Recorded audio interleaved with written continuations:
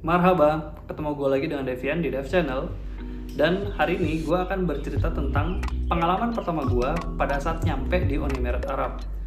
Terus gue akan juga coba cerita tentang dokumen-dokumen apa aja sih yang dikasih ke gue dan itu harus gue persiapkan. Selain dari itu juga ada beberapa dokumen yang memang sudah disiapkan sama perusahaan gue. Seperti apa? Yuk, sebelumnya check this out.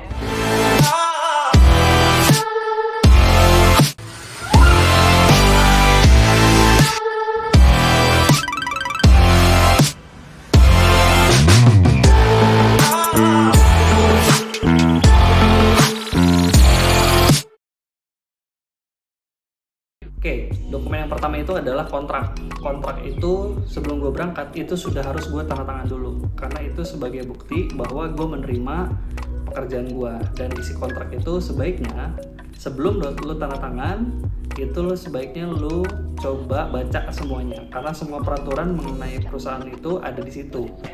Dan juga maksudnya mengenai gaji lu, mengenai job band level lu, mengenai apa yang lu dapat, benefit apa aja yang lo dapat, terus apa aja yang lo terima, itu lo lihat dari situ. Beban kerja lo juga ada di situ di kontrak itu. Jadi pada saat lo sign, lo pastikan bahwa lo baca dan lo mengerti. Setelah dari situ, lo sign terus lo kasih ke HR. Seperti itu. Kalau ada sesuatu hal yang lo nggak ngerti dari kontrak kerja itu, sebaiknya lo tanyain sebelum lo tanda tangan.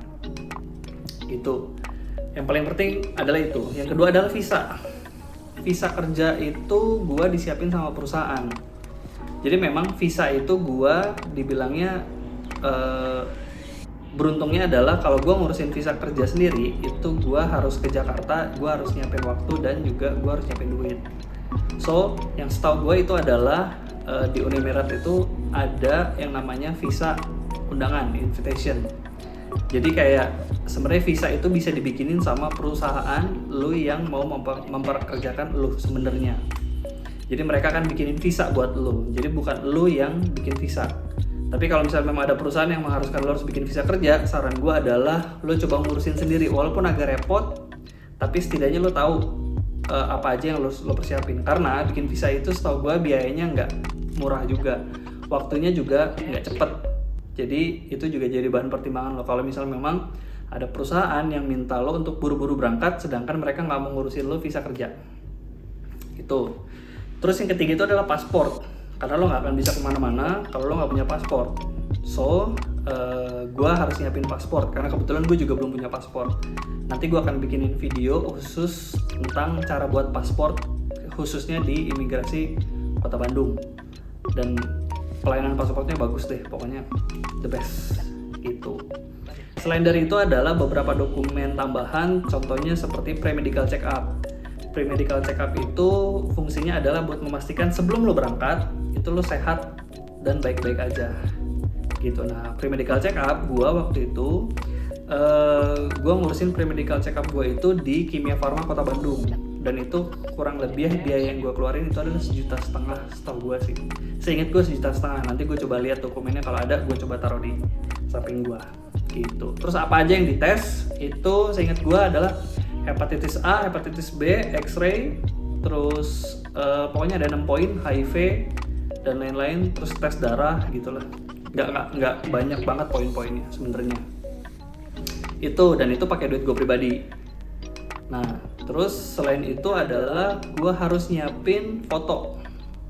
Yang pasti fotonya foto paspor. Foto paspor itu jadi lo harus pakai baju formal, nggak baju ketekan gini kayak gue. Sekarang yang gue pakai, lo harus pakai baju kemeja, ya kan? Terus backgroundnya harus putih, karena foto paspor tuh bakalan kepake banget. Gitu, jadi lo harus siapin itu. Nah, waktu itu gue foto paspor gue itu tidak ke studio foto. Jadi gue cuma modal iPhone aja gitu. Kan di iPhone tuh ada mode apa namanya? Ada mode cahayanya kan gitu. Ada mode studio light, ada normal light. Gue pakai itu doang. Terus sisanya gue edit sedikit. Dan itu berhasil rupanya. Gue nggak nyangka juga gitu. Dan itu masih gue pakai sampai sekarang. Itu jadi fotonya tuh sebahu gitu, kepala dan lain-lain gitu. Dan itu nggak boleh diedit. Lo nggak boleh pakai kacamata. Terus ya lo pokoknya harus natural mungkin. Itu foto. Terus selanjutnya adalah dokumen yang harus gue siapin adalah dokumen vaksinasi. Nah kebetulan di Indonesia itu kan dokumen vaksinasi itu lo nggak perlu ngeprint karena semuanya udah ada di aplikasi Peduli Lindungi. Jadi aplikasi Peduli Lindungi itu lo akses, lo minta vaccination card atau lo bisa download dokumen itu di aplikasi Peduli Lindungi. Nah itu fungsinya. Bahkan lo juga bisa bikin sertifikasi namanya sertifikasi EHAC, IHAC, cuman gue nggak tahu lah itu tuh kepanjangannya apa. Nanti gue coba cari tauin. Itu jadi vaccination card. Terus selanjutnya adalah dokumen yang harus gue isi mengenai bentuk atau ukuran tubuh gue. Fungsinya apa? Fungsinya adalah itu untuk jadi alat ukur seragam gue atau uniform yang gue terima kan seperti apa. Jadi dari perusahaan gue udah siapin satu lembar dokumen yang dimana semua ukuran celana, baju, sampai ke jas.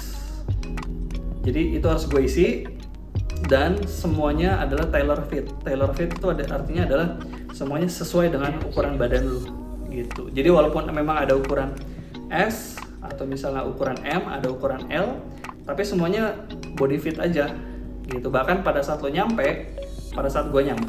gue bisa nyesuaiin lengan gue harus pendek, panjang, atau misalnya ukuran perut, ukuran dada itu bisa disesuaikan. Itu.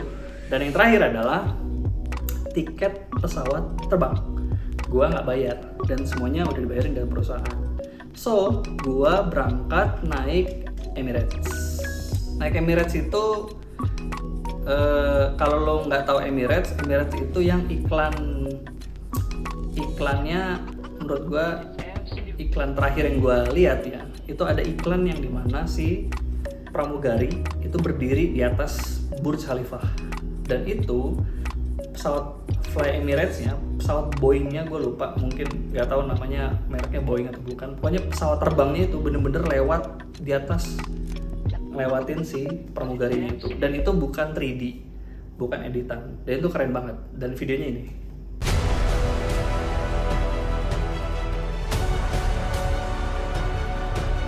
Hi Mom, I'm on top of the world.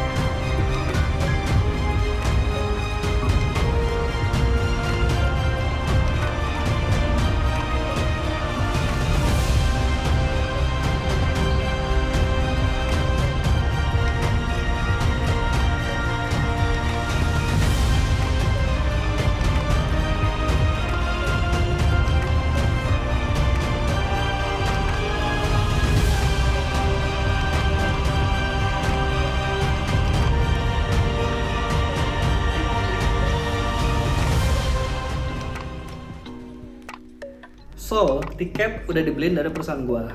Dan tiket keberangkatannya itu adalah jam 11 malam dari Bandara Internasional Soekarno-Hatta.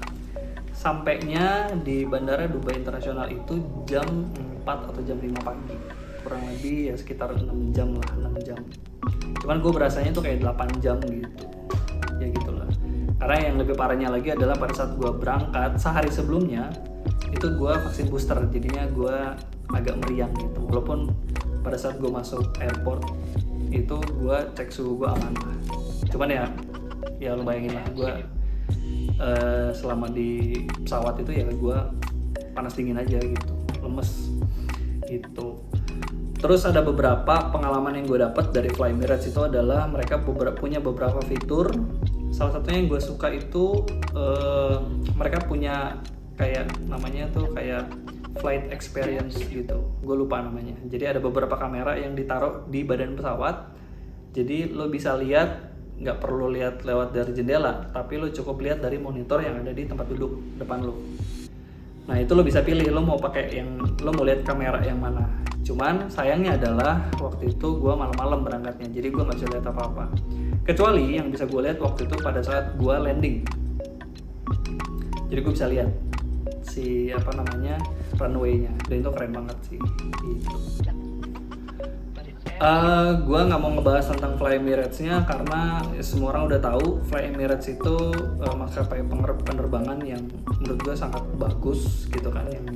Terus buat lo yang nggak tahu juga Fly Emirates itu, mungkin lo kalau yang suka nonton bola dan lihat jersey bola di klub kesayangan lo, itu suka ada tulisan di baju bolanya itu, di jersey itu Fly Emirates, dan lo bisa lihat saking Fly Emirates-nya itu saking punya duit sponsor segitu gede, ya kan? Jadi ada beberapa klub-klub bola yang dimana sponsornya Fly Emirates, dan itu banyak banget, gak usah gue sebutin. Dan setelah gue tidur panjang di pesawat karena gue ngerasa capek, dan akhirnya gue tiba di Dubai International Airport atau disingkat DXB. Oke guys, sampai sini aja video gue hari ini. Kalau lo punya pertanyaan, jangan lupa taruh di kolom komentar, dan gue akan coba jawab pertanyaan lo di video gue selanjutnya, atau gue akan bikinin video khusus buat lo.